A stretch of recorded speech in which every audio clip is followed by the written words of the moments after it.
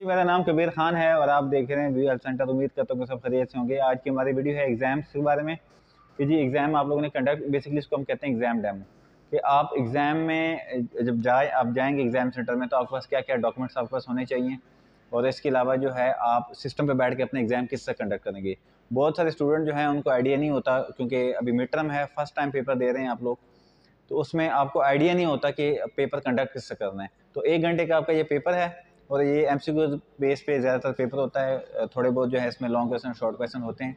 तो जिस बच्चे ने, तमाम स्टूडेंट ने है जो अपनी एलएमएस की अनाउंसमेंट चेक करनी है, और अनाउंसमेंट में जो जिन सब्जेक्ट की अनाउंसमेंट हुई है कि जी इन सब्जेक्ट का जो पेपर है वो एमसीक्यूज बेस पे होगा, वो एमसीक्यूज बेस पे होगा। जो बाकी सब्जेक्ट हैं उनका शॉर्ट क्वेश्चन भी होंगे और इसमें लॉन्ग क्वेश्चन भी होंगे। तो इसमें मैं सबसे पहले आपको बताना चाहूँगा कि इसमें तो डॉक्यूमेंट वेरिफिकेशन का जो इशू हुआ है, बहुत सारे बच्चों को डॉक्यूमेंट वेरिफिकेशन की मेल आई है। इसमें दो तरह के स्टूडेंट हैं, एक वेरीफाइड बच्चे हैं और एक नॉन वेरीफाइड हैं। ऐसे तमाम स्टूडेंट जिनका एडमिशन मैंने किया है वो मुझसे कंफर्म कर सकते हैं कि उनके डॉक्यूमेंट वेरीफाई हैं कि नहीं है।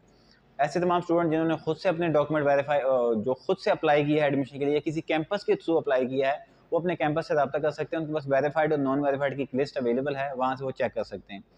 सिर्फ वो बच्चे अपने डॉक्यूमेंट वेरीफाई करेंगे जिनको ईमेल आई उनकी पर्सनल मेल पे।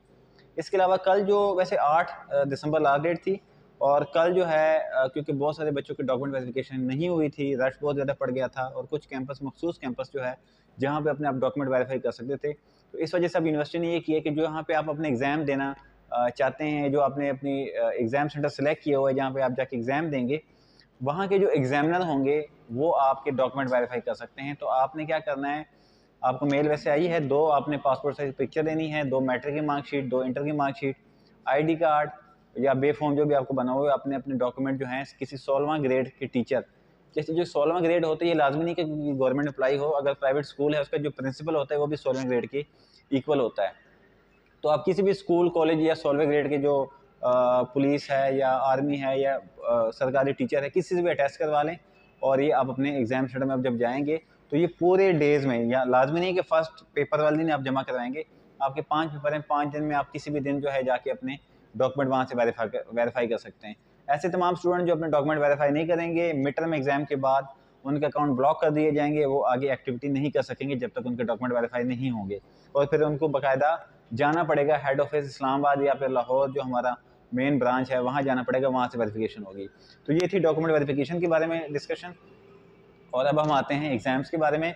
एग्ज़ाम में जाने के लिए आपके पास सिर्फ 3 चीज़ें होनी चाहिए।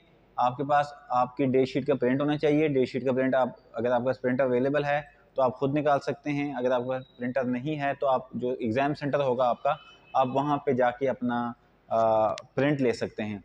आपने अपना आईडी पासवर्ड किसी अननाउन कैंपस के साथ शेयर नहीं करना है। यानी कहने का मतलब ये है कि अगर आप उस कैंपस के किसी स्टाफ को नहीं जानते तो आप वहाँ पे अगर डेट शीट भी लेने जाते हैं तो अपना लॉगिन पासवर्ड आप खुद एंटर कीजिएगा, और किसी को अपना आईडी पासवर्ड ना शेयर कीजिएगा। और इसके अलावा आपके पास स्टूडेंट कार्ड होना चाहिए। ऐसे तमाम स्टूडेंट जिन्होंने मेरे थ्रू एडमिशन करवाया है उनका रिकॉर्ड मेरे पास आ रहा है, उनके कार्ड की अपडेट वो मुझसे ले सकते हैं, मैं उनको बता दूंगा कार्ड की क्या सिचुएशन है।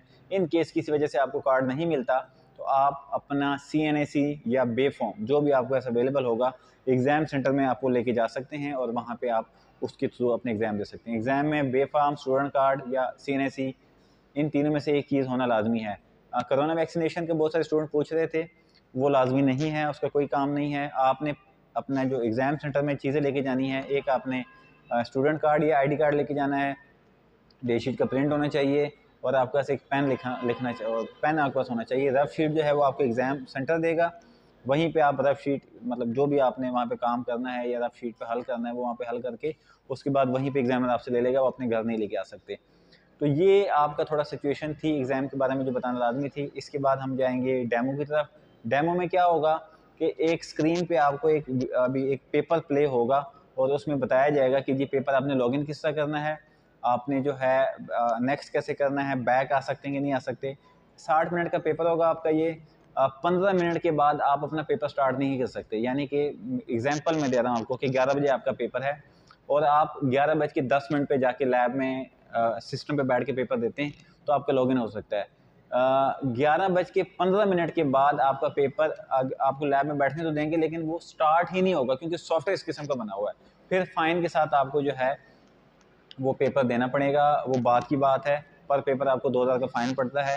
तो बराए मेहरबानी टाइम का आपने ख़ास ख्याल रखने की कोशिश करें कि आप 10-15 मिनट पहले कैंपस जाएँ, आपको 10 मिनट पहले लैब में बिठाया जाता है ताकि आप अपना कीबोर्ड माउस वगैरह देख लें कि कोई मसला तो नहीं है। जब पेपर स्टार्ट होता है, इन केस आपके माउस में कोई मसला है, कीबोर्ड टाइपिंग सही नहीं कर रहा, तो उसको चेंज करने में 5-10 मिनट लग जाते हैं, क्योंकि 100 की लैब है तो 2 या 3 एग्जामिनर होते हैं, असिस्टेंट होते हैं, तो वो सबको डील करने में थोड़ा मुश्किल हो जाता है। तो आपको पहले बिठाने का मकसद ही यही होता है कि आप अपना सिस्टम चेक कर लें कि आपका सिस्टम ओके है, सिस्टम में कोई मसला तो नहीं है, कीबोर्ड ठीक काम कर रहा है, माउस सही काम कर रहा है।